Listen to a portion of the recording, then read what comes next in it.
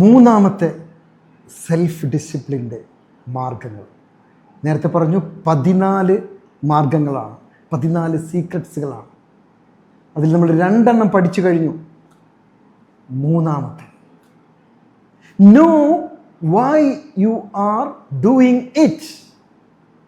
മൂന്നാമത്തെ സീക്രട്ട് എന്താണ്? വൈ. അതായത് നമുക്ക് എന്താണ് നമ്മുടെ വൈ, അത് എന്താണ്? നോ. അത് നിങ്ങൾക്ക് അറിയാം. Know why you are doing it. നിങ്ങൾ ഇത് എന്തിനാണ് ചെയ്യുന്നത് എന്നുള്ള കൃത്യമായ ആ ലക്ഷ്യം നിങ്ങൾക്കറിയണം.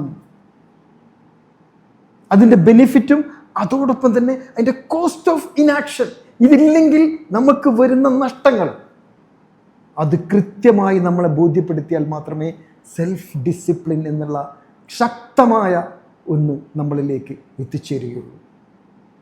അതാണ് മൂന്നാമത്തെ. എന്താണ്? Know why you are doing it. നിങ്ങൾ എന്തിനാണ് ഇത് ചെയ്യുന്നത്, എന്ത് ലക്ഷ്യത്തിലേക്കാണ് നിങ്ങൾ എത്തുന്നത്, അതറിയുക. എങ്കിൽ മാത്രമേ സെൽഫ് ഡിസിപ്ലിൻ നമ്മൾക്ക് കൊണ്ടുവരാൻ കഴിയുള്ളൂ. Thank you.